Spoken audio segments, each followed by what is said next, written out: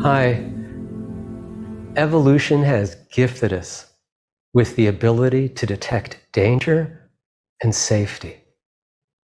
And this gift is one of the main reasons we've been able to survive for millennia.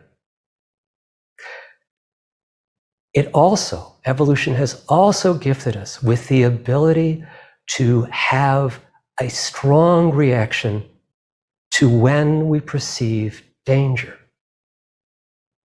And these are the 5 defensive, protective, or survival states that all mammals exhibit.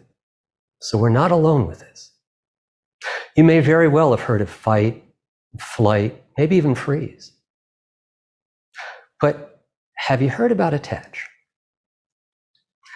Attach is one of the 5 defensive states when fighting or running isn't an option, and freezing isn't something we either can do or will improve the situation. This is another avenue. And in attach, all of the energy is going towards craving, seeking, inviting the other to save you. If I'm in attach, I'm going to be sad, I'm going to be pleading, I'm going to be maybe whining a little bit, I'm going to be desperate, I'm going to be so unsettled inside, so overwhelmed with feelings of danger, I just need you to help me feel okay. For many of us, we can see examples of attach in young children or in puppies. The way that they look at us, cry, whine, and are desperate for our attention and for our helping them meet their needs of being fed or changed or taken out. Adults may notice this in relationships with someone who's narcissistic.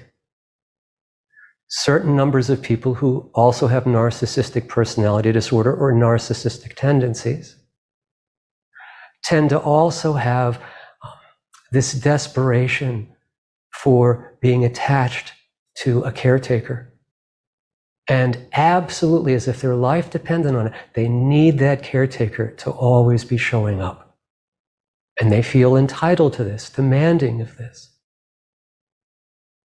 Sometimes, if you're the child of a narcissist, you may have also noticed that you visited this state at times because you felt dependent on the parent.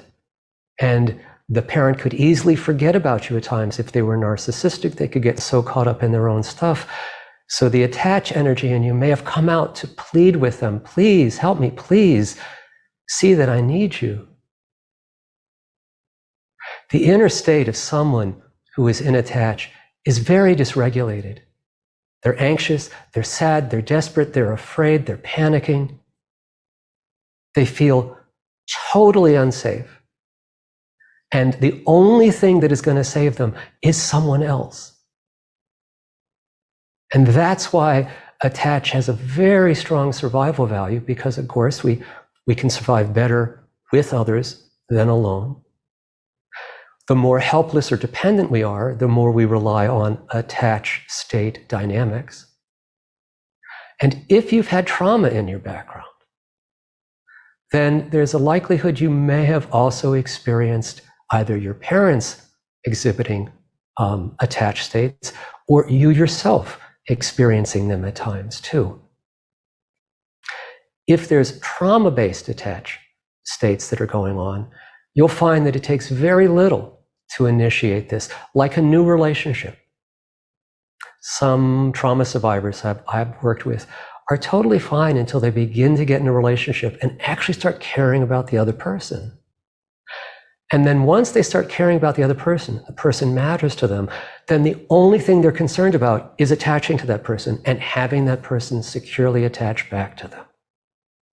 They lose sight of everything else to maintain at all costs attachment.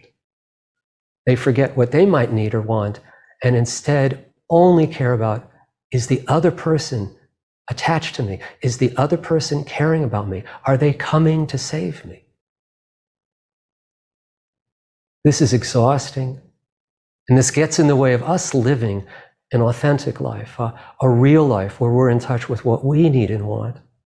Remember, if you're inattached, you're going to be dysregulated a lot of the time and dependent on someone else, someone outside of you to regulate you. And while co-regulation, that's regulation between people, is a great thing, your real freedom can be experienced when you also know how to regulate yourself, how to self-regulate.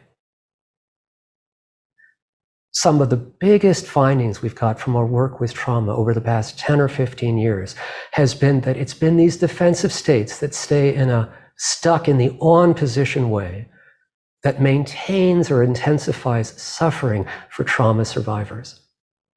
Learning how to identify the state that you're in and learning how to free yourself to shift out of that state and into a more grounded, regulated state gives you both freedom and helps your nervous system not feel so activated, so overwhelmed, so frightened all the time.